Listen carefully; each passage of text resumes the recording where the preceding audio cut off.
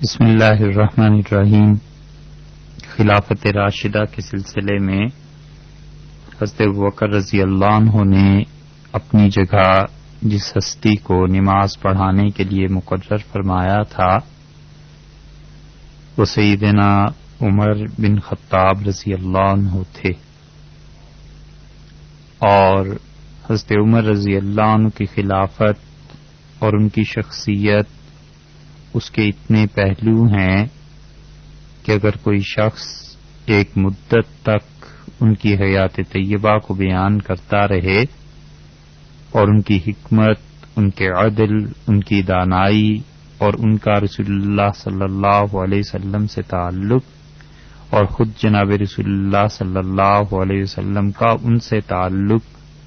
یہ سب اتنے تفصیلی اور اتنے طویل موضوعات ہیں کہ ان کو بیان کرنے کے لیے ایک مدت ناکافی ہے۔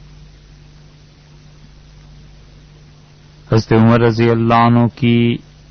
عدالت اور جو حکومت اور حکمرانی انہوں نے کی، اس کے بھی خود کئی ایک بڑے روشن اور تابناک پہلو ہیں۔ ان کی خلافت میں جو چیزیں بہت نمایاں اور واضح تھیں، ان میں سے ایک چیز یعنی عدل، اور انہوں نے کن اصولوں کی بنیاد پر حکومت کی۔ آج کی نشست میں اگر ممکن ہوا تو اس کے کچھ پہلو اور حضرت عمر رضی اللہ عنہ کے زمانے میں مسلمانوں کے درمیان اموال کی تقسیم کیسے تھی، ملک کا معاشی نظام کیسے چلتا تھا، شاید اسے بیان کرنے کی نوبت نہ آئے، مگر وقت مل گیا تو کچھ اس کے متعلق بھی آپ کے سامنے رکھیں گے۔ حضرت عمر رضی اللہ عنہ اپنی خلافت کے دور میں اس بات کو اچھی طرح سمجھتے تھے کہ اللہ تعالی نے جہاں اتنا بڑا منصب انہیں دیا ہے، اسی طرح اللہ نے ان کی ذمہ داریاں بھی بہت زیادہ نافذ کی ہیں، اور اسی وجہ سے جو مختلف امراء اور گورنر آپ مقرر کرتے رہے، جانے سے پہلے بار بار انہیں کہتے رہے کہ دیکھو میں تمہیں حاکم اور جابر انسان بنا کر نہیں بھیج رہا، بلکہ میں تمہیں ہدایت کے لیے لوگوں کے پاس بھیج رہا ہوں تاکہ لوگ تم سے ہدایت کی راہ حاصل کریں۔ ایک مرتبہ امام ابو یوسف رحمۃ اللہ علیہ نے کتاب الخراج میں بات نقل کی ہے کہ حضرت عمر رضی اللہ عنہ نے بڑے بڑے سربرآوردہ لوگوں کو بلایا، اور وہ لوگ جو حکمرانی کے اہل تھے اور جنہیں انہوں نے بھیجنا تھا، ان سب کے سامنے یہ بات کہی کہ لوگوں میں تمہیں اس بات پر گواہ بناتا ہوں کہ مختلف علاقوں میں جو میں تمہیں بھیج رہا ہوں تو اس غرض سے بھیج رہا ہوں کہ وہاں جا کر لوگوں کو اللہ کا دین سکھاؤ۔ چنانچہ حضرت ابو موسیٰ اشعری رضی اللہ عنہ کو حضرت عمر رضی اللہ عنہ نے کئی خطوط لکھے ہیں، اور ان کے خطوط جو چھپے ہیں حضرت عمر رضی اللہ عنہ کے الگ سے، ان خطوط کو دیکھنے سے اندازہ ہوتا ہے کہ وہ کس طرح اپنی مملکت کے مختلف گوشوں میں ہونے والی مختلف ایکٹیویٹیز سے خود باخبر رہتے تھے، اور کس طرح ان حرکات اور سکنات پر لوگوں کو ہدایات دیا کرتے تھے۔ تو حضرت ابو موسیٰ اشعری رضی اللہ عنہ کو انہوں نے ایک خط لکھا، اور یہ لکھا کہ آپ کے علاقے میں کچھ لوگوں نے زمانہ جاہلیت کا نعرہ بلند کیا ہے۔ وبا ایک قبیلہ تھا، اور وہاں ان لوگوں نے وبا قبیلے کو جمع کرنے کے لیے اور انہیں جوش دلانے کے لیے یا آل وبا اس کا نعرہ لگایا کہ وبا کی آل جمع ہو جائے، اور اس پہ وہ قبیلہ بھڑک اٹھا اور وہ سب کے سب جمع ہو گئے۔ تو حضرت عمر رضی اللہ عنہ کو یہ بات بڑی ناگوار گزری کہ آخر یہ جاہلیت کے دور کی چیزیں کیوں مسلمانوں میں دوبارہ آنے والی ہیں، اور انہوں نے حضرت ابو موسیٰ رضی اللہ عنہ کو لکھا کہ ان قبیلہ ربا کے لوگوں کو بلائیے اور انہیں اچھی طرح تنبیہ کیجیے، اور ایسی جسمانی سزا انہیں دیں اور مالی جرمانہ ان پر لگائیں کہ اگر ان میں اسلام کا فہم اور شعور پیدا نہیں ہوتا تو پھر اس کے بعد یہ قبیلہ ایک جگہ بھی نہیں رہنا چاہیے. یعنی ان سزاؤں سے انہیں عقل آنی چاہیے کہ اسلام ایسی چیز ہے جس پہ فخر کیا جا سکتا ہے، اور باقی اس کے علاوہ کوئی قبیلہ اور کنبہ وہ اس قابل نہیں ہے کہ اس کا نام لے کے لوگوں میں اس قبیلہ پروری کو ہوا دی جائے اور قبائل کی بنیاد پر اس امت کو تقسیم کیا جائے. یہ نہیں ہو سکتا. اسی لیے وہ اسلام کے صرف عقائد اور نظریات ہی نہیں بلکہ حضرت عمر رضی اللہ عنہ اس کی تمام تعلیمات کی حفاظت کرتے تھے. چنانچہ انہوں نے ایک مرتبہ یہ بھی فرمایا کہ جن لوگوں کو میں نے حکمران مقرر کیا ہے ان کا ایک فریضہ یہ بھی ہے کہ وہ سرحدوں کی حفاظت کریں. امام ابو یوسف رحمۃ اللہ علیہ نے ان کے اسی قول کو خلیفہ ہارون الرشید کے سامنے رکھا ہے، اور حضرت عمر رضی اللہ عنہ کو اپنی اسلامی مملکت کی حدود اور اس کے شہریوں کا تحفظ اتنا عزیز تھا کہ انہوں نے اپنی خلافت میں جو غیر مسلم رہتے تھے ان کے متعلق بھی وصیت کی. جب حضرت عمر رضی اللہ عنہ کی شہادت کے بعد ان کی شہادت کے لیے انہیں احساس ہوا کہ وہ یہ زخم بڑے کاری ہیں، اور اس کے بعد انہیں احساس ہوا کہ وہ شاید اس کے بعد زندہ نہیں رہ سکیں گے، تو انہوں نے خاص طور پر نصیحت کی کہ میرے بعد جو بھی حکمران بنے گا میں اسے نصیحت کرتا ہوں کہ جن لوگوں کو پناہ دی ہے ان کا ذمہ اٹھایا ہے اللہ اور اس کے رسول صلی اللہ علیہ وسلم نے،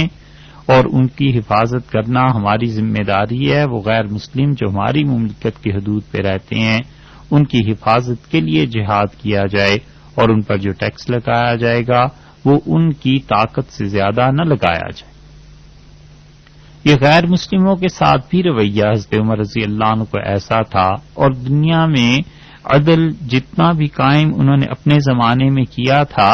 اس زمانے میں کوئی اور حکومت ایسی نہیں تھی جو یہ کہہ سکتی کہ حضرت عمر رضی اللہ عنہ جیسا عدل اس دنیا میں کہیں پایا جاتا تھا. ان کا حال یہ تھا کہ انہوں نے صاف صاف چیزیں لکھی لوگوں کو، اور یہاں تک کہ اخبار القضات میں وقی رحمت اللہ علیہ نے نقل کیا ہے. وہ کہتے ہیں کہ حضرت عمر رضی اللہ عنہ نے فرمایا میں اپنی مملکت میں کسی کو یہ اجازت نہیں دوں گا کہ وہ کسی شخص پر بھی ظلم اور زیادتی کرے، اور ظالم انسان میں اسے اتنا مجبور اور اتنا رسوا کروں گا کہ اس کو گرا کر اگر ایک پاؤں مجھے اس کے گال پر رکھنا پڑے تو میں رکھوں گا، اور اگر اس کے دوسرے گال کو خاک آلود کرنا پڑ جائے تو میں اسے مٹی میں ملاؤں گا تاکہ اللہ کے سامنے وہ جھک جائے، اور جو اللہ نے کام کہا ہے وہ غالب رہے، اور اللہ کے وہاں جو عدل کا تقاضا ہے وہ پورا ہو جائے. اس عدل کو قائم کرنے کے لیے اپنی مملکت میں انہوں نے ظالموں کی رسی بالکل کھینچ دی تھی اور ظالموں کو لگام ڈال دی تھی، اور وہ لوگ جو عدل کے اہل تھے اور وہ لوگ جو انصاف کر سکتے تھے ان لوگوں کو بڑھایا اور لوگوں کو ان کی اہلیت کے مطابق مقام اور مرتبہ دیا. حضرت ابو موسیٰ اشعری رضی اللہ عنہ کے نام انہوں نے خط لکھا، اور حضرت ابو موسیٰ اشعری رضی اللہ عنہ کو لکھا کہ میں نے یہ سنا ہے، مجھے معلوم ہوا ہے کہ آپ جب اپنے دفتر میں بیٹھتے ہیں تو سب لوگوں کو ایک ساتھ آنے کی اجازت دے دیتے ہیں، تو میرا یہ خط جب آپ کو ملے تو آپ لوگوں کی ترتیب قائم کیجئے اور سب سے پہلے آپ ان لوگوں کو اپنے پاس آنے کی اجازت دیجئے جنہوں نے اللہ کی کتاب کو سمجھا ہے، جو قرآن والے، اور پھر فرمایا ان کے بعد ان کو بلائیے جو تقوی والے ہیں، پھر ان کو جگہ دیجئے جو دین والے ہیں. جب یہ سب لوگ اپنی اپنی جگہ پر بیٹھ جائیں تو پھر آپ کیا کیجئے، عام لوگوں کو اجازت دیجئے اور ان کی باتیں سنیے. اخبار القضات میں صاف اور واضح طور پر یہ لکھا ہوا مل جائے گا، اور حضرت عمر رضی اللہ عنہ نے یہ دستور گویا کے لوگوں کے لیے مقرر کیا کہ وہ اپنے مراتب کی حیثیت سے بلائے جائیں اور جا کر اپنے حکمرانوں سے بات کریں. اور اسی طرح بعض معزز لوگ عام لوگوں کی ضروریات امیر تک پہنچاتے رہیں. حضرت عمر رضی اللہ عنہ نے ان کے متعلق بھی لکھا کہ جو لوگ مسلمانوں کی مختلف ضروریات لوگوں کو بتاتے رہیں، ان کی حکمرانوں کو بتاتے رہیں، ان کی حوصلہ افزائی ہونی چاہیے تاکہ تقسیم مال کی جائے یا زمین کی جائے. حکومت کوئی چیز بھی تقسیم کرے تو انصاف سے کرے، جو لوگ حقدار ہیں ان تک حق پہنچے. اپنی شہادت سے صرف 4 دن پہلے حضرت عمر رضی اللہ عنہ نے جب وہ عصر کی نماز پڑھانے کے لیے تشریف لائے تو انہوں نے حضرت حذیفہ اور حضرت عثمان ابن حنیف رضی اللہ عنہما کو دیکھا، اور پھر آپ نے فرمایا کہ تم دونوں جب جاؤ گے، یہ عراق سے آئے تھے، تو حضرت عمر رضی اللہ عنہ نے کہا کہ جب تم دونوں واپس جاؤ گے تو اپنے علاقوں کا جائزہ لینا، کہیں ایسے تو نہیں ہے کہ ہم نے زرعی ٹیکس اتنا مقرر کر دیا اس زمین پر جو کسانوں کے لیے ناقابل برداشت ہو۔ حضرت حذیفہ رضی اللہ عنہ نے کہا کہ امیر المومنین، ہم نے خزانے میں داخل کرنے کے لیے اتنا ہی ٹیکس عوام پہ مقرر کیا ہے کسانوں پر جو زمین کی پیداوار کے مطابق ہے، جتنی پیداوار کم ہے ٹیکس کم ہے، زیادہ ہے تو زیادہ ہے، اور وہاں کے لوگوں کو ہم نے بڑی سہولتیں دے دی ہیں، اور جتنا حکومت لیتی ہے اس سے کہیں زیادہ لوگوں کے پاس بچ جاتا ہے۔ اور حضرت عثمان ابن حنیف رضی اللہ عنہ نے بھی یہی کہا۔ جب ان کی یہ باتیں حضرت عمر رضی اللہ عنہ نے سنی تو حضرت عمر رضی اللہ عنہ خاموش ہو گئے، مگر ایک موقع پر کثرت سے مال آیا تو حضرت عمر رضی اللہ عنہ نے گورنر جو تھے انہیں بلایا اور فرمایا کہ میرا خیال ہے تم نے لوگوں کو تباہ کر دیا ہے۔ اس پر لوگوں نے کہا امیر المومنین، یہ وہ ٹیکس ہیں جو ہم نے رعایا سے وصول کیے ہیں۔ اور پھر حضرت عمر رضی اللہ عنہ نے کہا تم قسم کھاؤ کہ میرے بیت المال میں کوئی حرام کا مال نہیں تم نے بھیجا، اور لوگوں پر ان کی حیثیت سے زیادہ ٹیکس نہیں ڈالا گیا۔ تو انہوں نے قسمیں کھائیں، اور 10 آدمیوں نے قسمیں کھا کے حضرت عمر رضی اللہ عنہ سے کہا کہ لوگوں سے جو ٹیکس وصول کیا ہے وہ اتنا ہی کیا ہے جتنا کہ لوگ آسانی سے ادا کر سکتے تھے۔ اس پہ حضرت عمر رضی اللہ عنہ کو اطمینان ہوا، اور ایک روایت میں آتا ہے کہ انہوں نے حضرت عثمان ابن حنیف رضی اللہ عنہ سے کہا کہ عثمان، اگر اللہ نے مجھے زندگی دی، یہ ان کی شہادت سے صرف 4 دن پہلے کا واقعہ ہے، تو انہوں نے کہا عثمان، اگر اللہ نے مجھے 1 سال کی زندگی اور دے دی تو یہ جن عورتوں نے عراق سے تمہارے ساتھ درخواست بھیجی ہے کہ ان بیوہ عورتوں کی مدد کی جائے، اللہ کی قسم 1 سال اگر میں زندہ رہا تو تم ان کے پاس جاؤ گے آئندہ برس اور تم دیکھو گے وہ اپنے سونے کی زکوٰۃ تمہیں ادا کریں گی، میں انہیں اتنا خوشحال کر دوں گا۔ ٹیکس کی وصولی میں، مملکت میں ٹیکس لگانے میں حضرت عمر رضی اللہ عنہ نے اصول مقرر کر دیے تھے، اور یہ کہا کہ جب لوگوں کے پاس پیداوار آ جائے اور لوگ جب خوشحال ہوں تو ان سے ٹیکس وصول کرنا چاہیے، مگر لوگوں کی بدحالی کے زمانے میں ٹیکس ان سے ہٹا دینے چاہیے۔ حضرت سعید ابن عامر حضرت عمر رضی اللہ عنہ نے مقرر کیا تھا، جب وہ آئے تو حضرت عمر رضی اللہ عنہ نے کوڑے پر ہاتھ رکھا، تو انہوں نے کہا امیر المومنین، کوئی جرم ہو تو اس کی سزا ہو، اور جرم سے پہلے کوڑا۔ حضرت عمر رضی اللہ عنہ نے کہا کہ تم جانتے ہو تم نے کیا کیا ہے اور پھر تم مجھ سے بات کرتے ہو؟ تو انہوں نے کہا کہ امیر المومنین، اگر آپ سزا دیں گے تو میں صبر کروں گا، اور اگر آپ مجھے معاف کر دیں تو میں آپ کا شکریہ ادا کروں گا، اور اگر کوئی شکایت ہو تو میں اس شکایت کو دور کروں گا۔ حضرت عمر رضی اللہ عنہ نے کہا میں تم سے یہ پوچھنا چاہتا ہوں کہ تم نے مسلمانوں کا ٹیکس ان سے اتنا زیادہ لے لیا اور اتنا مال مجھے بھجوایا ہے؟ انہوں نے ساری تفصیل بتائی، اور انہوں نے کہا کہ ہم نے بالکل ٹیکس زیادہ وصول نہیں کیا، فصلیں کٹنے تک ہم نے کسانوں کو نوبت دی ہے اور مہلت دی ہے، اور جب نوبت آ گئی ٹیکس لینے کی پھر ہم نے لیا۔ حضرت عمر رضی اللہ عنہ نے کہا پھر جب تم نے وصول کر لیا تو یہ خراج کی رقم تھی، یہ بیت المال میں دیر سے کیوں پہنچی ہے؟ اس مال سے کہیں تجارت تو نہیں کی گئی؟ گویا انہیں اس بات کا شبہ ہوا۔ کتاب الاموال میں آتا ہے کہ حضرت سعید ابن عامر رضی اللہ عنہ نے پوری طرح تسلی دلائی، تو حضرت عمر رضی اللہ عنہ اٹھے اور انہوں نے گلے لگایا اور فرمایا کہ میں تمہیں تمہارے عہدے سے نہیں ہٹاؤں گا، اور دیکھو لوگوں کے ساتھ ہمیشہ عدل اور رحمت سے کام لیتے رہو۔ اسی لیے قحط سالی کے زمانے میں جب ان کے زمانے میں قحط پڑا تو ان کا موقف یہ ہو گیا کہ حضرت عمر رضی اللہ عنہ کا موقف کہ وہ ہر ممکن کوشش کرتے رہے کہ لوگوں کو قحط کے دور میں نہ تو ان پر چوری میں ہاتھ کاٹنے کی سزا نافذ کی جائے اور نہ ہی لوگوں کو تنگ اور پریشان کیا جائے، اور برابر اپنے پاس سے لوگوں کو توجہ دلاتے رہے اور مختلف جگہوں سے منگا کر خرچ کرتے رہے، یہاں تک کہ جب بارش ہو گئی اور لوگ اپنے قافلوں پر روانہ ہوئے تو حضرت عمر رضی اللہ عنہ گھوڑے پر سوار ہو کر ان کو دیکھنے لگے، اور جب لوگ جا رہے تھے واپس، کیونکہ قحط کی وجہ سے مدینہ منورہ میں ہجوم ہو گیا رعایا کا، اور ہر طرف جہاں بارشیں نہیں ہوئی تھیں لوگ اٹھ اٹھ کے مدینہ منورہ آنے لگے، اور حضرت عمر رضی اللہ عنہ نے حکم دیا کہ انہیں کھانا کھلایا جائے، اور میں بھی وہی کھانا ان کے ساتھ کھاؤں گا، اور قحط کے دور میں وہ عام لوگوں کے ساتھ بیٹھ کے کھانا کھاتے رہے یہاں تک کہ بارش ہوئی، اور اس کے بعد جب سبزہ اگا اور لوگ اپنے گھروں کو واپس جانے لگے تو حضرت عمر رضی اللہ عنہ راستے میں کھڑے ہو گئے، اور انہوں نے دیکھا لوگوں کو جاتے ہوئے اپنے بچوں سمیت خوشی سے، تو اس پہ وہ رو پڑے، اور ان میں سے پھر بنی محارب ایک قبیلہ تھا، ان میں سے ایک آدمی رکا اور اس نے کہا امیر المومنین اس میں رونے کی کیا بات ہے؟ تو حضرت عمر رضی اللہ عنہ نے کہا میں نے جو کچھ خرچ کیا ہے وہ اللہ کے مال سے خرچ کیا ہے، اس پہ گواہ رہنا کوئی میرا مال نہیں تھا، اس پہ خوشی ہے کہ لوگوں کو موت نہیں آئی اور لوگ زندگی میں اپنے گھر واپس جا رہے۔ اسی لیے حضرت عمر رضی اللہ عنہ اپنے دور خلافت میں اس بات سے سختی سے منع کرتے تھے کہ حاکم مکانوں میں ایسے بند رہیں کہ لوگ ان تک نہ پہنچ سکیں، لوگوں کے درمیان کی رکاوٹیں دور کرتے تھے۔ اور حضرت عمر رضی اللہ عنہ کو جب خبر پہنچی کہ حضرت سعد رضی اللہ عنہ نے اپنے گھر پہ ایسا بڑا دروازہ لگوا لیا ہے کہ لوگوں کی آوازیں ان تک نہیں پہنچتی، تو حضرت عمر رضی اللہ عنہ نے ان کو پیغام بھیجا اور کہا یہ دروازہ جو عوام کے اور تمہارے درمیان حائل ہو اس کا حق ہے کہ اسے جلا دیا جائے۔ حضرت سعد رضی اللہ عنہ بڑے فرما بردار تھے حضرت عمر رضی اللہ عنہ کے، اور حقیقت میں انہوں نے اس دروازے کو آگ لگا دی اور وہ دروازہ جلا دیا گیا۔ محمد ابن مسلمہ رضی اللہ عنہ کو اس کے باوجود حضرت عمر رضی اللہ عنہ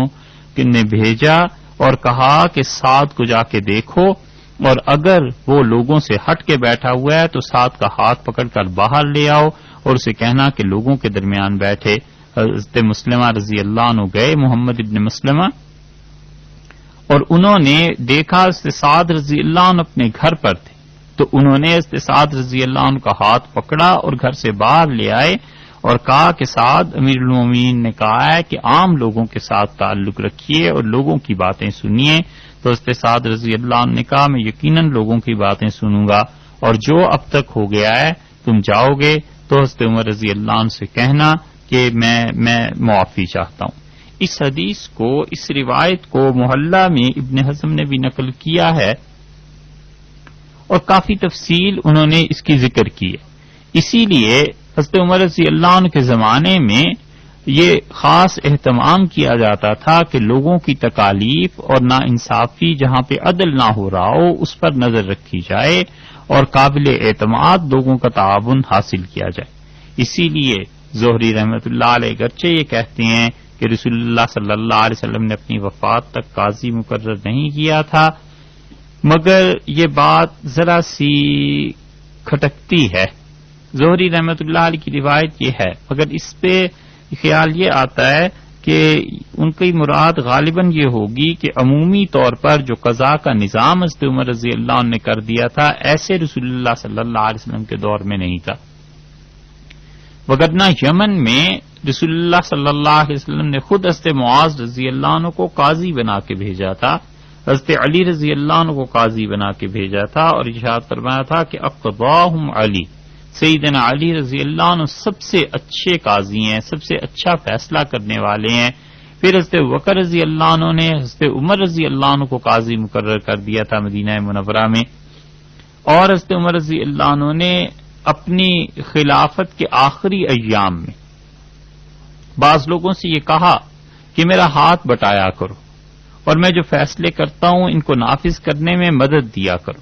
اور حضرت ابو موسیٰ اشعری رضی اللہ عنہ کو خط میں لکھا کہ امیر اور شہر کا حاکم، صوبے کا حاکم، اسی کا حق بنتا ہے کہ وہ عدالت کا کام بھی کرے اور لوگوں کے فیصلے کرے، کیونکہ جب وہ فیصلہ کرے گا تو ظالم اور جھوٹے گواہی نہیں دے سکیں گے۔ اور دشوار کاموں میں وہ بار بار کہتے تھے کہ اپنے حکمرانوں کی طرف رجوع کرو، عوام کو ترغیب دیتے تھے کہ تمہیں جب عدل چاہیے ہو تو اپنے حکمرانوں کے پاس جاؤ۔ حضرت عمر رضی اللہ عنہ کا ایک خطبہ آیا ہے حدیث کی کتابوں میں. انہوں نے فرمایا لوگوں میں تمہیں گواہ بنا کر بھیج رہا ہوں ان تمام علاقوں میں جو جو چیزیں ہیں ان پر، اور میں نے تمہیں اس لیے مقرر کیا ہے کہ تم لوگوں کو اللہ کے دین کی تعلیم دو، اور جو پیسہ تمہارے خزانوں میں آئے لوگوں میں صحیح تقسیم کرو اور جھگڑوں کے فیصلے کرو، اور اگر کوئی مشکل کام تمہیں پیش آ جاتا ہے جس کا فیصلہ تم نہیں کر سکتے تو میرے پاس بھیجو مدینہ منورہ میں اور میں اس کا فیصلہ کروں گا. ایک روایت میں آتا ہے کہ حضرت عمر رضی اللہ عنہ نے لکھا اور تمام گورنرز کو منع کر دیا کہ کوئی موت کی سزا نہیں دے سکتا،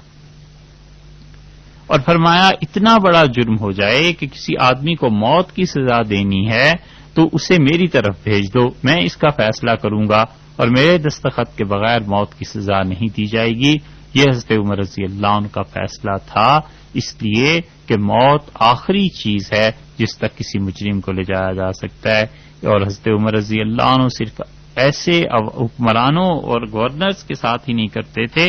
خود اپنا حال بھی ان کا یہی تھا کہ وہ اپنی خلافت میں ہر ہفتے مدینہ منورہ کے قرب و جوار میں جاتے تھے اور جا کر وہ گشت کرتے تھے، راتوں کو جاتے تھے، اور اگر کسی غلام سے دیکھتے تھے کہ اس کا مالک مشقت ڈال رہا ہے، زیادہ کام لے رہا ہے، تو خود کام میں کمی کر دیتے تھے. اسی وجہ سے حضرت عمر رضی اللہ عنہ نے اپنے خلافت کے آخری سال میں کہا کہ میرا جی چاہتا ہے کہ میں 1 یا 2 سال کے لیے مدینہ منورہ سے جاؤں. اور حضرت عمر رضی اللہ عنہ جب بھی مدینہ منورہ سے باہر گئے ہیں، جیسے کہ وہ بیت المقدس میں مثلا تشریف لے گئے تھے یا اور مواقع پر، تو ہمیشہ وہ اپنی جگہ نائب حضرت علی رضی اللہ عنہ کو مقرر کر کے جاتے تھے. یہ بیت المقدس کی چابیاں جب حضرت عمر رضی اللہ عنہ لینے گئے ہیں تو انہوں نے اپنی جگہ حضرت علی رضی اللہ عنہ ہی کو مقرر کیا تھا. کئی دنوں کے بعد، 1 مہینے سے زیادہ عرصے کے بعد حضرت عمر رضی اللہ عنہ کی واپسی ہوئی تھی اور حضرت علی رضی اللہ عنہ کے پاس خلافت رہی ہے. حضرت عمر رضی اللہ عنہ کو حضرت علی رضی اللہ عنہ پہ اتنا اعتبار تھا، اتنا اعتماد. تو حضرت عمر رضی اللہ عنہ نے کہا کہ اگر میرا جی چاہتا ہے کہ میں 1 سال یا 2 سال کے لیے مدینہ منورہ سے باہر جاؤں اور اپنی تمام مملکت کا دورہ کروں اور ہر شہر میں جا کر اس کے بڑے چوراہوں پر کھڑے ہو کے لوگوں کو کہوں کہ اگر تمہیں کوئی تکلیف ہے تو تم مجھے بتاؤ تاکہ میں اسے دور کروں. حضرت عمر رضی اللہ عنہ اللہ کے ہاں حساب دینے سے اس بات سے ڈرتے تھے کہ قیامت میں خدا کے ہاں ان کی کوئی شکایت ہو. حضرت عبداللہ ابن عباس رضی اللہ عنہ خود کہتے تھے کہ حضرت عمر رضی اللہ عنہ رات کو گشت کے لیے نکلتے تھے، اور انہوں نے خود ایک حدیث کی روایت کی ہے حضرت عبداللہ ابن عباس رضی اللہ عنہ نے. انہوں نے کہا کہ ایک مرتبہ حضرت عمر رضی اللہ عنہ ایک گھر کے پاس گزرے اور انہوں نے سنا ایک عورت اپنے گھر میں اشعار پڑھ رہی تھی. حضرت عمر رضی اللہ عنہ کھڑے ہو گئے، اس کے اشعار سنے اور انہوں نے کہا کہ یہ تو تنہائی کی شکایت کر رہی ہے. اس عورت کو نہیں معلوم تھا کہ امیر المومنین رضی اللہ عنہ باہر کھڑے سن رہے ہیں، اور اس نے اشعار پڑھنے کے بعد کہا عمر کے لیے یہ بڑا آسان ہو گیا کہ وہ حکم دے میرے شوہر کو اور جہاد پر بھیج دے، اور اسے پتہ نہیں ہے کہ تنہائی کا عذاب کتنا شدید ہے. حضرت عمر رضی اللہ عنہ سنتے رہے اور پھر کہنے لگے کہ اللہ تم پر رحم کرے، تم نے میرا فریضہ مجھے یاد دلا دیا. اور پھر یہ کہہ کر واپس آئے، اور پھر حضرت عمر رضی اللہ عنہ نے اس عورت کو اس کی خوشی کے لیے اگلے دن کپڑے بھجوائے، کچھ رقم بھجوائی اور خط لکھا اس کے شوہر کو کہ تمہاری بیوی کی بات میں نے سنی ہے اور وہ جدائی کی شکایت کر رہی ہے، تم واپس لوٹ آؤ. حضرت عمر رضی اللہ عنہ نے اسی لیے اپنے ہاں مقرر کر دیا تھا. بعض روایات میں آتا ہے کہ 6 ماہ اور بعض میں آتا ہے کہ 4 مہینے. انہوں نے کہا کوئی شخص بھی اپنے گھر سے 4 مہینے سے زیادہ مدت تک دور نہیں رہے گا. مادی اعتبار سے، دنیا کے اعتبار سے حضرت عمر رضی اللہ عنہ نے اپنی رعایا کا معیار بلند کرنے کے لیے کام کیا. جو پیسہ ان کے پاس آ جاتا تھا وہ لوگوں کو دیتے تھے، اور اسی لیے انہوں نے فرمایا تھا کہ اگر میرے پاس کچھ مال آ جائے گا تو میں اسے لوگوں میں تقسیم کروں گا، یہاں تک کہ جو اس سال زکوٰۃ لیتے ہیں وہ آئندہ سالوں میں زکوٰۃ دیا کریں گے. اور اسی لیے حضرت عمر رضی اللہ عنہ نے احنف ابن قیس رضی اللہ عنہ کو بلایا اور ان سے پوچھا کہ کس قدر لوگوں کا امت کا مال خرچ کیا جا سکتا ہے، بیت المال سے امیر کتنی چیزیں لے سکتا ہے۔ حضرت عمر رضی اللہ عنہ کو انہوں نے رائے دی اور انہوں نے کہا کہ حج اور عمرے کے لیے ایک سواری لے لیں، اور پھر حضرت عمر رضی اللہ عنہ نے کہا اچھا میں تمہیں بتاؤں، میرا خیال یہ ہے کہ حج اور عمرے کے لیے ایک سواری ہم لے لیں اور سردیوں اور گرمیوں کا لباس ہم مسلمانوں کے مال سے لے لیں اور پیٹ بھرنے کے لیے اپنے اور اپنے گھر والوں کا کھانا لے لیں، بس یہ 3 چیزیں ہمیں ملنی چاہیے۔ اسی لیے پھر حضرت عمر رضی اللہ عنہ نے مقرر کر دیا اور انہوں نے کہا جب میں حج پہ جاؤں گا تو بیت المال سے سواری لوں گا لوگوں، اور سردیوں اور گرمیوں کے کپڑے بھی،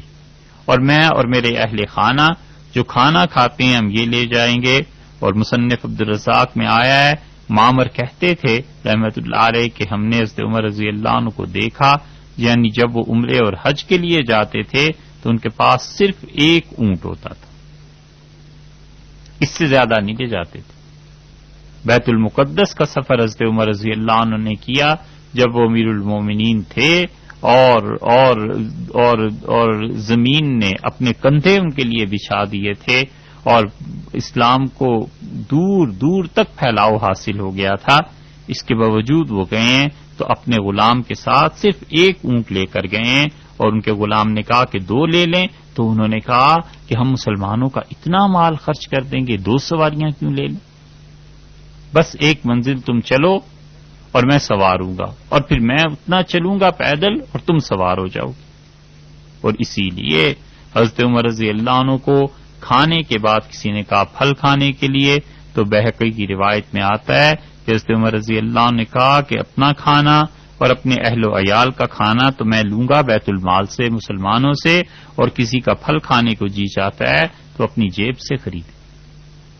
اور خود اپنے لیے پھل وہ اپنی جیب سے منگواتے تھے۔ انہوں نے کہا امیر کا حق نہیں بنتا کہ وہ مسلمانوں کے مال میں سے پھل کھایا کرے۔ اور سالن جس کا بوجھ حضرت عمر رضی اللہ عنہ بیت المال میں ڈالا تھا وہ کیسا تھا، حدیث کی کئی کتابوں میں آیا ہے کہ حضرت عمر رضی اللہ عنہ بعض اوقات یہ کرتے تھے کہ سرکے میں روٹی ڈبو کر کھا لیتے تھے اور فرماتے تھے کہ یہ کافی۔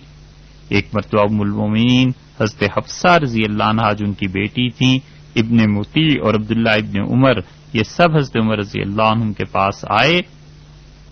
اور عرض کیا کہ آپ کی صحت کمزور پڑتی جا رہی ہے، آپ عمدہ غذا استعمال کریں اور بہتر کھانا کھائیں۔ تو آپ نے فرمایا تم سب کی رائے یہی ہے؟ ان کا جی۔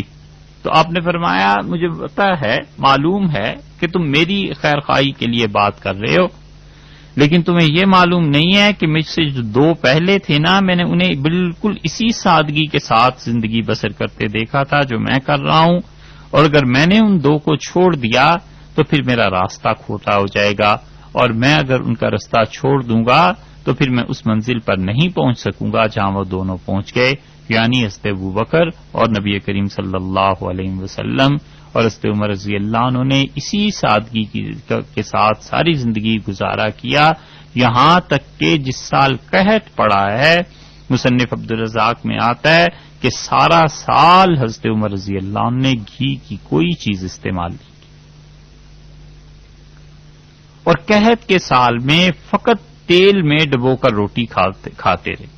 اور ان کی صحت ایک مرتبہ یہ بھی ہوا کہ وہ خراب ہونے کے قریب آ گئی، تو انہوں نے خود اپنے جسم سے مخاطب ہو کے کہا، انہوں نے کہا جب تک بازار میں گھی میرے عام عوام اور رعایا کو نہیں مل جاتا، میرے دل میرے جی تجھے اسی طرح یہ تیل کھانا پڑے گا۔ امام مالک رحمت اللہ علیہ نے موطا میں یہ روایت نقل کی ہے کہ حضرت عمر رضی اللہ عنہ ایک مرتبہ روٹی کھا رہے تھے تو ایک ایسے شخص کو بلایا جو دیہات سے آیا تھا، اور وہ بھی کھانے میں شریک ہو گیا اور جلدی جلدی لقمے لینے لگا، اور پیالے پر جو گھی لگ گیا تھا اسے چاٹنے لگا۔ حضرت عمر رضی اللہ عنہ نے اس سے کہا کہ کیا تم تنگ دست ہو، محتاج ہو؟ اس نے کہا جی۔ اللہ کی قسم اتنی مدت ہو گئی میں نے گھی نہیں کھایا اور نہ کسی کو کھاتے دیکھا ہے۔ حضرت عمر رضی اللہ عنہ نے اس سے کہا کہ میری رعایا ہو کے نہ تم نے گھی کھایا ہے اور نہ کسی کو کھاتے ہوئے دیکھا ہے، تو اللہ کی قسم جب تک لوگ اس طرح کی غذا نہ کھانے لگیں جیسے قحط سے پہلے کھایا کرتے تھے، عمر کی استعمال نہیں کرے گا۔ اسی لیے وہ بیت المال پہ بوجھ نہیں ڈالتے تھے، تمام اپنے اخراجات ذاتی طور پر ادا کرتے تھے۔ ابو عبید نے کتاب الاموال میں روایت نقل کی ہے کہ حضرت عمر رضی اللہ عنہ نے ایک مرتبہ حضرت عبد الرحمن ابن عوف رضی اللہ عنہ کے پاس اپنے غلام کو بھجوایا اور کہا کہ مجھے قرض دے دیں۔ 400 درہم قرض منگائے۔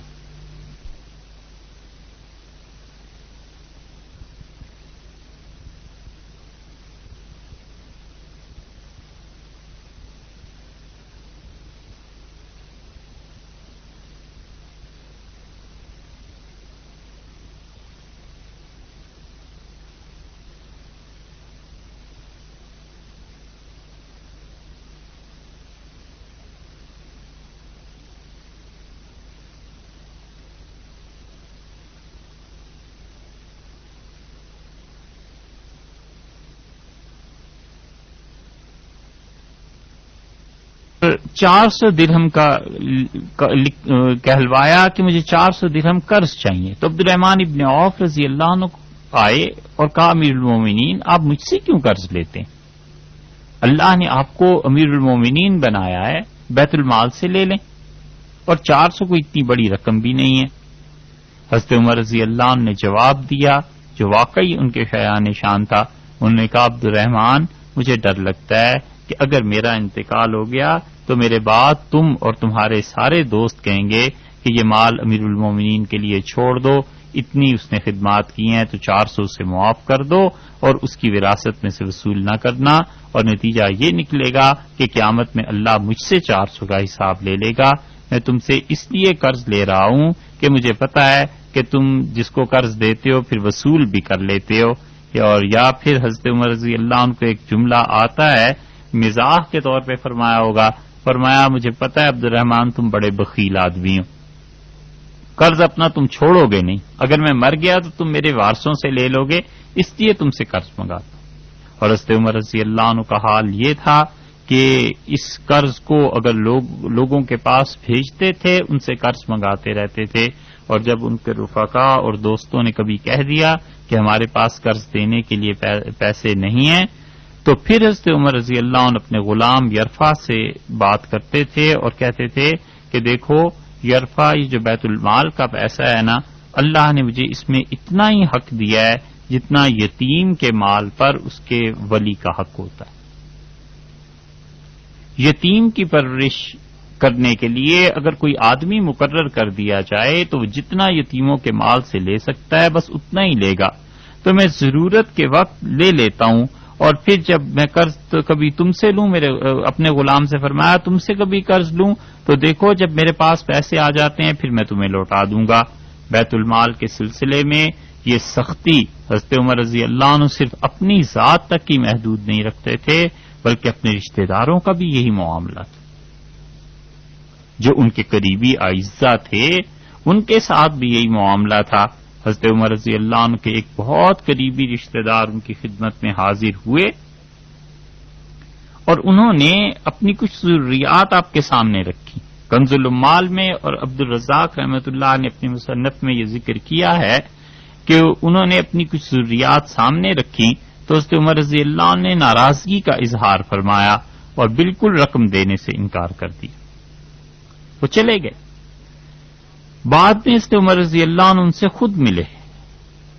اور فرمایا کہ میرے پاس تم اس لیے آئے تھے کہ میں تمہیں اللہ کے مال میں سے دے دوں۔ ان کا خیال تھا کہ یہ بیت المال ہے، مسلمانوں کا حق ہے، مجھے بھی ملنا چاہیے۔ حضرت عمر رضی اللہ عنہ کا نہیں، یہ اللہ کا مال ہے، اور اگر میں تمہیں دے دوں اور مجھے کچھ ہو جائے تو میں اللہ کو کیا جواب دوں گا، اور میں خدا سے یقیناً اس حال میں سے میں ملوں گا کہ جیسے ایک خیانت کرنے والا حکمران ملتا ہے۔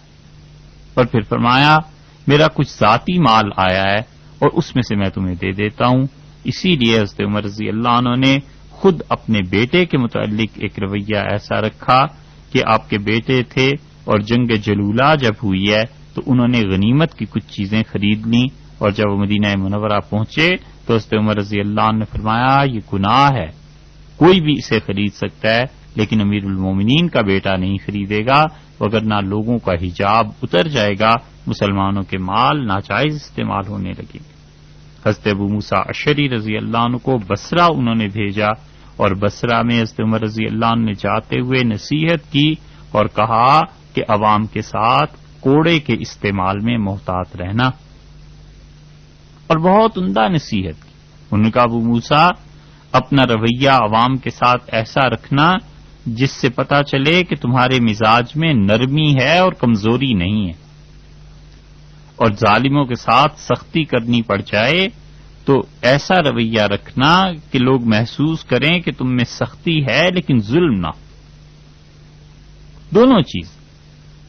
انتہا سے بچائے کہ نہ تو کمزوری کا اظہار ہو اور نہ وہ ظلم. اسی لیے حتیٰ کہ جنگ میں جب جہاد میں افواج کو بھیجتے تھے تو حضرت عمر رضی اللہ عنہ کہتے تھے کہ میرا حق یہ بنتا ہے کہ میں اپنی فوج کو ہلاکت پہ نہ ڈالوں، اور یہ بھی حق بنتا ہے کہ ہم مسلمانوں کی سرحدوں کا دفاع کریں،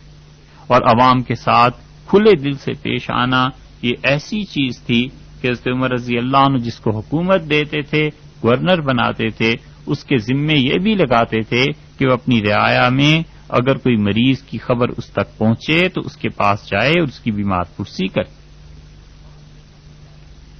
بعض لوگوں کے بارے میں انہیں اطلاع ملی کہ جنہیں انہوں نے حکومت دی ہے وہ مریضوں کی عیادت نہیں کرتے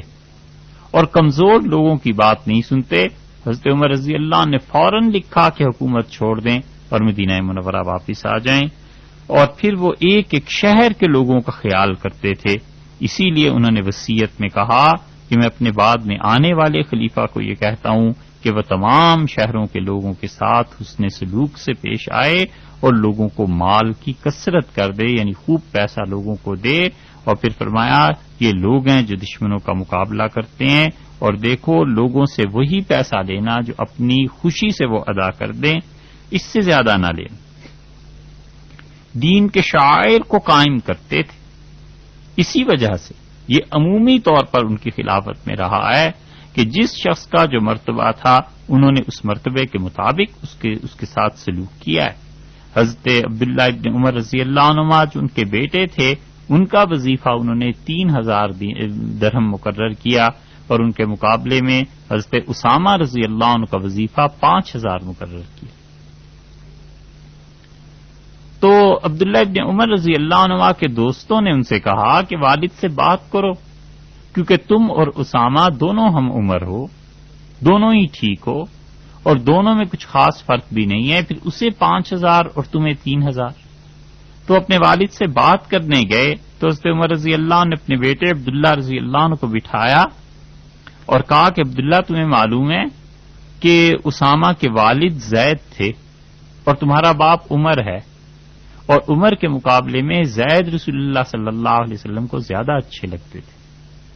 اور تمہارے مقابلے میں عبداللہ اسامہ رسول اللہ صلی اللہ علیہ وسلم کو زیادہ اچھے لگتے تھے. تو میں نے نبی کریم صلی اللہ علیہ وسلم کی محبت کی وجہ سے ان کے 2000 زیادہ کیے ہیں. عبداللہ ابن عمر رضی اللہ عنہ خاموشی سے تشریف لے آئے. اسی لیے حضرت عمر رضی اللہ عنہ کا یہ رویہ ہر جگہ آپ کو نظر آئے گا کہ جو جس چیز کا اہل تھا انہوں نے اس کے ساتھ ویسے ہی سلوک کیا.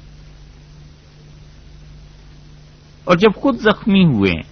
حضرت ابوبکر رضی اللہ عنہ نے وصیت کی کہ میرا جنازہ عمر پڑھائیں، اور اپنی جگہ انہوں نے مسجد نبوی میں امامت بھی انہیں دی. مگر حضرت عمر رضی اللہ عنہ جب خود زخمی ہوئے ہیں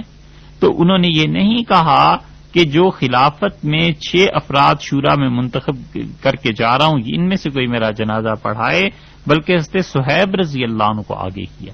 اور فرمایا میرا جنازہ حضرت صہیب رضی اللہ عنہ پڑھائیں گے. مسلم کی روایت میں آیا کہ حضرت صہیب رضی اللہ عنہ نے جنازہ پڑھایا، اس لیے کہ حضرت صہیب رضی اللہ عنہ پر مکہ مکرمہ میں شدید مظالم ہوئے تھے اسلام کی قبولیت میں، اور وہ اللہ کے ان بندوں میں سے تھے جن کے متعلق اللہ نے قرآن پاک میں فرمایا کہ وَأُوذُوا فِي سَبِيلِي، اور یہ لوگ میری راہ میں ستائے گئے،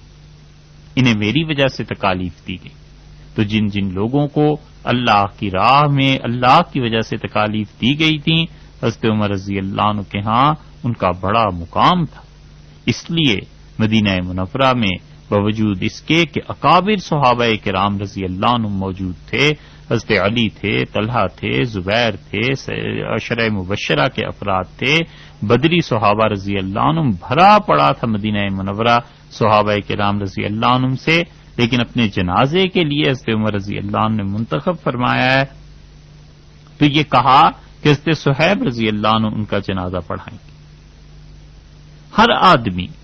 جس چیز کا ذمہ دار ہو سکتا تھا اپنی خلافت میں انہوں نے اسی کو ذمہ دار بنا،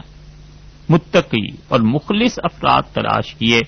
سعید ابن عامر رضی اللہ عنہ جن کی بات ابھی آپ سن چکے ہیں، انہیں شام کے ایک حصے کی حکومت انہوں نے حضرت عمر رضی اللہ عنہ نے دینی چاہیے، تو انہوں نے حضرت عمر رضی اللہ عنہ کی جو گرفت تھی اور جو ایک ایک بات پر نظر تھی، اس وجہ سے انہوں نے کہا کہ امیر المومنین مجھے معاف رکھیں، میں حکومت لینا نہیں چاہتا۔ تو حضرت عمر رضی اللہ عنہ نے مجبور کیا اور فرمایا کہ اللہ کی قسم یہ نہیں ہو سکتا سعید کہ تم لوگ ساری ذمہ داری عمر کے کندھوں پہ ڈال دو اور خود گھر میں جا کر آرام سے بیٹھ جاؤ، تمہیں یقیناً میرے ساتھ مل کر کام کرنا ہوگا۔ اور حضرت عمر رضی اللہ عنہ نے اسی لیے اصول کی بات لکھی جو ابن جوزی رحمۃ اللہ علیہ نے ان کی سیرت میں نقل کی ہے کہ حضرت عمر رضی اللہ عنہ نے فرمایا کہ جو کسی فاسق، فاجر، گناہگار اور ظالم کو اپنا گورنر بناتا ہے وہ خود بھی ایسا ہی ہوتا ہے، دونوں اس ظلم میں برابر کے شریک ہیں، دونوں اس فسق و فجور میں برابر کے شریک ہیں۔ اسی لیے وہ اپنی خلافت میں اچھے سے اچھے لوگوں کا انتخاب کرتے تھے اور پھر اس کے بعد ان لوگوں کی نگرانی بھی کرتے تھے۔ اسی وجہ سے انہوں نے ایک مرتبہ خود فرمایا، ایک جگہ تشریف لے گئے تھے اور کہا کہ لوگوں، اگر میں تم پر ایک ایسے شخص کو حکمران مقرر کر دوں جو سب سے اچھا ہو، جسے میں جانتا ہوں، اور پھر میں اسے یہ کہوں کہ اپنی مملکت میں جا کے، اپنے صوبے میں جا کے اپنی تقسیم، اپنی جہاں کی حکمرانی ہے اس علاقے میں جا کے انصاف کرنا، تو کیا میرا فریضہ پورا ہو گیا؟ لوگوں نے کہا امیر المومنین آپ نے اپنا فریضہ پورا کر دیا جب آپ نے بہترین آدمی کا انتخاب بھی کیا، اسے نصیحت بھی کر دی اور آپ نے اس کے بعد بھیج بھی دیا۔ تو حضرت عمر رضی اللہ عنہ فرمایا نہیں، میرا فرض ہے کہ میں یہ بھی دیکھتا رہوں کہ وہ میرے کہے کے مطابق عمل بھی کر رہا ہے یعنی۔ مصنف عبدالرزاق میں آتا ہے حضرت عمر رضی اللہ عنہ اسی لیے ایسے اشخاص روانہ کرتے تھے جو خفیہ طور پر معلومات پہنچاتے رہتے تھے کہ لوگ کیا کر رہے ہیں۔ حضرت کعب ابن مالک رضی اللہ عنہ کو آپ نے مقرر کیا اور انہوں نے لکھا کہ اپنی ذمہ داریاں کسی ایسے شخص کے سپرد کر کے حج پہ جانا جس شخص پر تمہیں پورا پورا اعتماد ہو، اور دیکھو کہ دجلہ اور فرات کے درمیان کے تمام علاقے کو میں نے تمہیں دے دیا ہے اور ذمہ داریوں کو سنبھالو، اور اللہ نے تمہیں یہاں کا والی بنا دیا ہے اور اللہ کے جو احکامات ہیں ان پر عمل کرتے رہنا۔ اور جس علاقے کا وقت ان کے پاس آتا تھا تو حضرت عمر رضی اللہ عنہ چند ایک سوالات ہر ایک سے کرتے تھے اور پوچھتے تھے کہ کیا تمہارا اور تمہارے امیر، تمہارے گورنر کا تعلق رہتا ہے؟ کہیں ایسے تو نہیں ہے کہ وہ تم سے ہٹ جاتا ہو؟ اور کیا وہ مریضوں کی عیادت کرتا ہے؟ اور کیا وہ غلاموں کی باتیں سنتا ہے؟ اور اس کا طرز عمل کیا ہے؟ اور دیکھو یہ بھی بتاؤ کہ اس کے دروازے پر کوئی نوکر بھی ہوتا ہے جو اندر نہ جانے دے؟ اور لکھا ہے سنن بہقی میں کہ کوئی ایک بھی اس کی شکایت مل جاتی تھی، مثلا یہ کہ وہ مریضوں کی عیادت نہیں کرتا، یا یہ کہ وہ دروازے پر دربان مقرر ہے اور لوگوں کو آنے جانے سے رکاوٹ ہے، حضرت عمر رضی اللہ عنہ معزول بھی کر لیتے تھے اور بلا کر پھر اس کے ساتھ ساتھ احتساب بھی کرتے تھے۔ اسی لیے جب بھی وہ کسی کو حکمران بنا کر بھیجتے تھے تو کتابوں میں آیا ہے کہ وہ ایک جماعت کو گواہ بناتے تھے، صحابہ کرام رضی اللہ عنہ کو بلا کے کہتے تھے یہ شخص ہے اور اسے میں فلاں علاقے میں بھیج رہا ہوں، اور دیکھو میں نے اس سے وعدہ لیا ہے کہ ترکی گھوڑے پر سوار نہیں ہوگا، ترکی گھوڑا بہت اچھا گھوڑا شمار کیا جاتا تھا، اور اس پر بیٹھ کے لوگ کبر میں غرور میں مبتلا ہو جاتے تھے۔ حضرت عمر رضی اللہ عنہ صرف ایک حکمران ہی نہیں تھے، وہ شیخ اور شیخ کی طرح تربیت بھی فرماتے تھے، اور انہیں اس کا خیال تھا کہ یہ ترکی گھوڑوں پہ بیٹھ کے کہیں اپنے آپ کو عوام سے بلندتر نہ سمجھنے لگے۔ اس لیے حضرت عمر رضی اللہ عنہ کہتے تھے 4 شرائط میں نے رکھی اپنے گورنرز کے لیے، ایک یہ کہ ترکی گھوڑے پر سوار نہیں ہوں گے، اور دوسری بات حضرت عمر رضی اللہ عنہ فرماتے تھے کہ میں نے ان کے ساتھ یہ بات طے کر دی ہے کہ چھنے ہوئے آٹے کی، سفید آٹے کی روٹی نہیں کھائیں گے، یہ لذیذ غذائیں استعمال نہیں کریں گے، تاکہ انہیں پتہ چلے عوام جو کچھ کھاتے ہیں وہ یہی چیز ہے جو انہیں خود کھانی پڑ رہی۔ اور تیسری چیز حضرت عمر رضی اللہ عنہ فرماتے تھے کہ میں نے انہیں پابند کیا ہے کہ باریک کپڑے نہیں پہنیں گے، کپڑے وہی پہنیں گے جو عوام پہنتے ہیں، باریک اور اچھے کپڑے پہننے سے بھی نفس میں رعونت پیدا ہو سکتی ہے۔ اور چوتھی چیز وہ فرماتے تھے کہ لوگوں کے کاموں سے بچنے کے لیے اپنے دروازے بند نہیں کریں گے، نہ دروازے پر دربان مقرر کریں گے۔ اور ان 4 شرائط کی ایسی پابندی تھی کہ ایک دفعہ حضرت عمر رضی اللہ عنہ مدینہ منورہ میں گزر رہے تھے کسی جگہ سے، کتاب الخراج میں امام ابو یوسف رحمۃ اللہ علیہ نے یہ واقعہ نقل کیا ہے کہ اچانک ایک شخص کھڑا ہوا اور اس نے کہا امیر المومنین کیا 4 شرطیں عائد کر کے ان کی وصیت کر کے آپ اللہ کی گرفت سے بچ جائیں گے، خدا آپ کو چھوڑ دے گا؟ حضرت عمر رضی اللہ عنہ خاموش ہو گئے، اسے دیکھتے رہے۔ اس نے کہا اور مصر کی آپ خبر نہیں لیں گے؟ ایاز ابن غنم کو آپ نے مقرر کیا ہے اور وہ باریک کپڑے پہنتا ہے، اور اس نے یہ کیا ہوا ہے کہ دربان اس کے دروازے پر کھڑا رہتا ہے۔ حضرت عمر رضی اللہ عنہ محمد ابن مسلمہ رضی اللہ عنہ کو بلایا، اور جب حضرت عمر رضی اللہ عنہ کو کسی کو بلانا ہوتا تھا اور کوئی خاص بات ہوتی تھی تو انہیں طلب فرماتے تھے، اور کہا کہ جاؤ اور محمد ابن مسلمہ کے گھر جا کر مصر میں یہ دیکھو کہ اس کے دروازے پر دربان ہے یا نہیں، ایک، اور دوسرے جو کچھ وہ پہنے ہوئے ہے اسے اسی حال میں لے آنا۔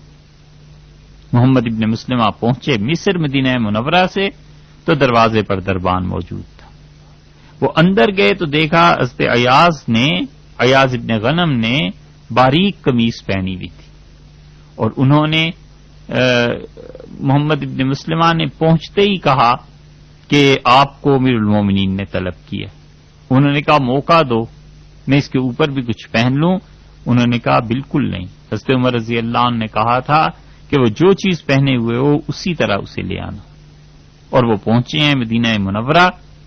اسی حال میں۔ تو حضرت عمر رضی اللہ عنہ نے دیکھا اور پہلی بات یہ ارشاد فرمائی کہ یہ قمیص اتارو۔ انہوں نے قمیص اتاری اور حضرت عمر رضی اللہ عنہ نے اون کا بنا ہوا ایک موٹا کپڑا اس سے بنی ہوئی ایک لمبی قمیص دی اور فرمایا یہ پہنو، ایسی قمیص جس کی رگڑ سے جسم پہ خراشیں پڑنے کا احتمال تھا، اور پھر کہا وہ جو میں نے چیزیں رکھی تھیں وہ منگاؤ، اور ان کا حضرت عمر رضی اللہ عنہ کے جو غلام تھے وہ بکریوں کا ریوڑ لے آئے، اور حضرت عمر رضی اللہ عنہ نے ایک لاٹھی منگائی اور فرمایا یہ جبہ پہنو اور یہ لاٹھی اٹھاؤ اور یہ بکریاں چراؤ، اور ان کا دودھ خود بھی پیتے رہنا، تمہیں اور کچھ کھانے کو نہیں ملے گا، اور جو تمہارے پاس سے لوگ گزریں مہمان ان کو بھی پلانا، اور اگر ان بکریوں کے یہاں بچے پیدا ہو جائیں تو وہ بیت المال کے لیے محفوظ رکھنا۔ اور پھر فرمایا تم نے سنا جو میں نے کہا ہے؟ انہوں نے کہا سن تو لیا، لیکن امیر المومنین ایسی زندگی سے موت اچھی۔ حضرت عمر رضی اللہ عنہ نے کہا تم نے سنا ہے جو میں نے کہا ہے؟ انہوں نے کہا جی سن لیا۔ تو فرمایا بس جاؤ اور تم اس زندگی کو برا نہ سمجھو، اس لیے کہ تمہارا باپ بھی بکریاں ہی چراتا تھا، مجھے اچھی طرح پتا ہے، اور وہ اتنی بکریاں چراتا تھا کہ اس کا نام غنم اسی وجہ سے پڑ گیا تھا، تو اس لیے یہ تم اس میں آر نہ محسوس کرو، اور جو میں نے کہا ہے تم نے سنا ہے۔ اور وہ بکریاں لے کے چلنے لگے۔ پھر حضرت عمر رضی اللہ عنہ کو خیال آیا اور فرمایا کہ مصر میں کچھ مال بھی تمہارا ہے ذاتی؟ انہوں نے کہا وہ میں ساتھ لے آیا ہوں۔ حضرت عمر رضی اللہ عنہ نے فرمایا یہ سارا اس کا مال لے لو اور اس کو بیت المال میں داخل کر دو، اور سب طرف لکھ بھیجو کہ ایاز ابن غنم کے ساتھ یہ سلوک کیا گیا ہے تاکہ آئندہ کوئی آدمی ایسی حرکت نہ کرے۔ یہ حضرت عمر رضی اللہ عنہ نے جو کچھ بھی کیا سارے کا سارا اس لیے تھا کہ اللہ کے ہاں انہیں جواب دینا تھا اور اللہ تعالی کے ہاں پہنچ کر انہیں بتانا تھا۔ خدا کے ہاں جواب دہی کا احساس لوگوں کو بالکل صحیح رکھتا ہے، مگر جب کسی شخص میں بنیادی طور پر یہ احساس مٹ جائے کہ اس نے مرنا ہے یا اللہ کو جواب دینا ہے تو پھر وہ ہر کام کر گزرتا ہے۔ اسی وجہ سے حضرت عمر رضی اللہ عنہ کا یہ اصول رہا کہ وہ کسی کو عامل مقرر کرتے تھے، کسی کو کوئی عہدہ دیتے تھے تو فرماتے تھے کہ 3 فہرستیں بنا لو اس کے ان تمام اموال کی جن کا آج یہ مالک ہے، اور ایک اس کے حوالے کرو، ایک بیت المال میں رکھو، ایک مجھے دے دو۔ اور جس دن اس کا عہدہ چھٹتا تھا، ختم ہوتا تھا، وہ کہتے تھے اب پھر گنو کیا کیا چیزیں ہیں اور کیا ان میں زائد ہیں، اور اگر غیر معمولی اضافہ ہوتا تھا تو حضرت عمر رضی اللہ عنہ فرماتے تھے تنخواہ تمہاری اتنی تھی، یہ چیز تمہارے پاس کہاں سے آ گئی، اور حکم دیتے تھے کہ اسے بیت المال میں داخل کر دیا جائے۔ اور اگر ثبوت ہو جاتا تھا کہ یہ کوئی چیز ایسی ہے جو لوگوں نے ہدیے میں دی ہے تو حضرت عمر رضی اللہ عنہ اس کو بھی ضبط کرنے میں دریغ نہیں فرماتے، حتیٰ کہ حضرت ابو ہریرہ رضی اللہ عنہ جیسے بڑے صحابی رضی اللہ عنہ وہ جب واپس آئے ہیں بحرین سے تو حضرت عمر رضی اللہ عنہ نے حسب معمول چیک کیا اور ان سے کہا یہ باقی اموال کہاں سے؟ انہوں نے کہا امیر المومنین میں لوگوں کو حدیث سناتا تھا اور لوگوں نے یہ میری خدمت کی۔ حضرت عمر رضی اللہ عنہ فرمایا کہ ابو ہریرہ اپنی والدہ کے ساتھ گھر میں بیٹھ جائے، پھر میں دیکھوں لوگ اسے لا کے دیتے ہیں یا نہیں دیتے، اور حکم دیا کہ سارا زائد مال بیت المال میں داخل کر دیا جائے۔ اور اسی لیے حضرت عمر رضی اللہ عنہ نے ایک تقریر فرمائی اور لوگوں کو کہا کہ میں اپنے حکمران تمہارے پاس اس لیے نہیں بھیجتا کہ وہ تمہیں ماریں اور تمہارا مال لے لیں، میں اس لیے بھیجتا ہوں کہ تمہیں دین سکھائیں، زندگی کے طریقوں سے آگاہ کریں، اور میرا کوئی حکمران، میرا مقرر کردہ کوئی گورنر اس کے علاوہ کوئی رویہ رکھے گا تو عمر کو اس اللہ کی قسم جس کے قبضے میں میری جان ہے میں ضرور اس سے بدلہ لوں گا، میں ضرور اس سے بدلہ لوں گا، ضرور قصاص لوں گا۔ اور انہوں نے کہا کہ دیکھو لوگو، میں نے رسول اللہ صلی اللہ علیہ وسلم کو دیکھا ہے، انہوں نے اپنے آپ کو ہمارے سامنے پیش کر دیا تھا اور فرمایا تھا کہ مجھ سے کوئی زیادتی ہو گئی ہو تو مجھ سے بدلہ لے لو، پھر میری کیا مجال ہے کہ میں اپنے آپ کو لوگوں کے سامنے نہ رکھوں اور اپنے مال کو لوگوں کے سامنے نہ رکھوں۔ اسی وجہ سے حضرت عمر بن العاص رضی اللہ عنہ کے معاملے میں حضرت عمر رضی اللہ عنہ نے وہ پورا بدلہ دلایا تھا۔ اور حضرت ابو ذرا کی روایت ہے، وہ کہتے ہیں حضرت ابو موسیٰ اشعری رضی اللہ عنہ کے ساتھ ایک شخص تھا جو بڑا بلند آواز کا تھا، بولتا تھا اور دور تک اس کی آواز سنائی دیتی تھی، اور دشمنوں پر بھی اس کی گرفت بہت مضبوط تھی۔ ایک جنگ میں جب غنیمت کا مال آیا تو حضرت ابو موسیٰ اشعری رضی اللہ عنہ نے اس کے حصے میں سے اسے کچھ کم مال دیا، اس نے کہا میں پورا حصہ لوں گا۔ بحث ہوئی اور حضرت ابو موسیٰ اشعری رضی اللہ عنہ حکمران تھے اور انہوں نے کہا کہ اسے سزا دو اور 20 کوڑے لگوائے اس شخص، اور کہا کہ اس کے سر کے بال اتار دو۔ اس شخص نے یہ سب برداشت کیا اور بال اس نے اپنے جمع کیے اور بصرہ سے مدینہ منورہ پہنچ گیا، اور حضرت عمر رضی اللہ عنہ کے سامنے جا کر ڈھیر کر دیے اس نے بال،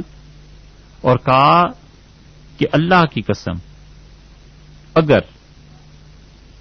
حضرت عمر رضی اللہ عنہ نے کہا اگر کا کیا سوال ہے؟ اس نے کہا اگر کا مطلب یہ ہے کہ مجھے اگر جہنم کا خوف نہ ہوتا تو میں پھر اس بات کا جواب دیتا۔ حضرت عمر رضی اللہ عنہ نے حضرت ابو موسیٰ رضی اللہ عنہ کو لکھا کہ میرے پاس ایسے آیا ہے اور اس نے یہ بات مجھ سے کہی ہے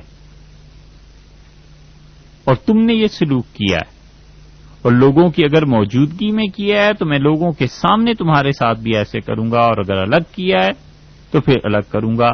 یہ خط پہنچا اور ابو موسیٰ اشعری رضی اللہ عنہ کی طرف سے لوگوں نے لکھ کے بھیجا کہ امیر المومنین آپ انہیں معاف کر دیں، حضرت عمر رضی اللہ عنہ نے فرمایا بالکل نہیں، اور ابو موسیٰ کو آنا پڑے گا، اور حضرت ابو موسیٰ رضی اللہ عنہ تشریف لائے اور حضرت عمر رضی اللہ عنہ لوگوں کے سامنے بٹھا دیا اور کہا اس کا سر مونڈو، اور پھر فرمایا کہ 20 درے بھی پڑیں گے۔ تو جب یہ چیزیں اس آدمی نے دیکھی تو محلہ میں آیا ہے کہ اس نے آسمان کی طرف دیکھا اور اس نے کہا اللہ میں نے ابو موسیٰ کو معاف کیا۔ حضرت عمر رضی اللہ عنہ نے حکم دیا ابو موسیٰ رضی اللہ عنہ کو کہ اس سے پوچھو۔ حضرت ابو موسیٰ رضی اللہ عنہ نے فرمایا یقیناً اس نے معاف کر دیا ہے۔ حضرت عمر رضی اللہ عنہ نے فرمایا پھر قصاص کی کوئی صورت نہیں رہی، تم جاؤ۔ ان کے ہاں عدل یہ تھا کہ حکمران وقت اور گورنر نے اگر کسی کو 20 درے اضافے میں لگا دیے ہیں، حضرت عمر رضی اللہ عنہ نے کہا ہم بھی اضافے میں اسی طرح لیں گے۔ اسی لیے حضرت عمر رضی اللہ عنہ نے خود ایک معاملے میں اپنے آپ کو حضرت سعد رضی اللہ عنہ کے سامنے پیش کر دیا، حضرت عمر رضی اللہ عنہ نے کہا مجھ سے قصاص لے۔ حبیب بن صاحبان کی روایت میں آتا ہے کہ حضرت عمر رضی اللہ عنہ نے فرمایا مسلمانوں کی پیٹھ یہ اللہ کی پناہ میں ہے، اور کسی کے لیے یہ جائز نہیں ہے کہ مسلمانوں کو مارے جب تک کہ اللہ ہی کا حکم نہ آئے۔ اور حضرت عمر رضی اللہ عنہ اسی لیے نافذ کرنے میں حدود جہاں یہ کہ بہت سخت تھے، بہت ذہین اور دانا تھے اور کثرت سے مشورے لیتے تھے، بہت لوگ تھے جو انہیں مشورے بھی دیا کرتے تھے۔ حضرت عمر رضی اللہ عنہ مشورہ لیتے تھے اور کہتے تھے کہ تم میں سے کوئی مشورے سے اس لیے نہ رک جائے کہ اس کی عمر کم ہے، اور فرماتے تھے کہ علم کا تعلق عمر سے نہیں ہے بلکہ اللہ کے فضل سے ہے، اللہ جسے چاہے اسے زیادہ سمجھ دے دیتا ہے۔ اسی لیے جہاں وہ بدری صحابہ کرام رضی اللہ عنہ سے مشورہ لیتے تھے، حضرت عبداللہ ابن عباس رضی اللہ عنہ سے بھی مشورہ لیتے تھے، حالانکہ عبداللہ ابن عباس رضی اللہ عنہ بہت چھوٹے تھے بدری صحابہ کرام رضی اللہ عنہ کے مقابلے میں عمر میں، مگر اس کے باوجود حضرت عمر رضی اللہ عنہ کے لیے گویا آنکھوں کا تارا تھے، وہ ہمیشہ ان سے مشورہ لیتے رہے۔ یہ حضرت عمر رضی اللہ عنہ کے دور کی صرف ایک چیز ہے کہ انہوں نے حکمرانی کیسے کی۔ اس خلافت کے متعدد تابناک پہلو ہیں اور اتنے کم وقت میں ممکن نہیں ہے کہ اس ایک موضوع کو بھی پوری طرح بیان کیا جا سکے۔ خلافت راشدہ کے سلسلے میں یہ ان کی خدمات تھیں، اور انشاءاللہ اس کے بعد حضرت عثمان رضی اللہ عنہ نے اپنی خلافت میں جو کچھ کیا اس کا تذکرہ کل کی نشست میں آئے گا۔ السلام علیکم ورحمۃ اللہ وبرکاتہ۔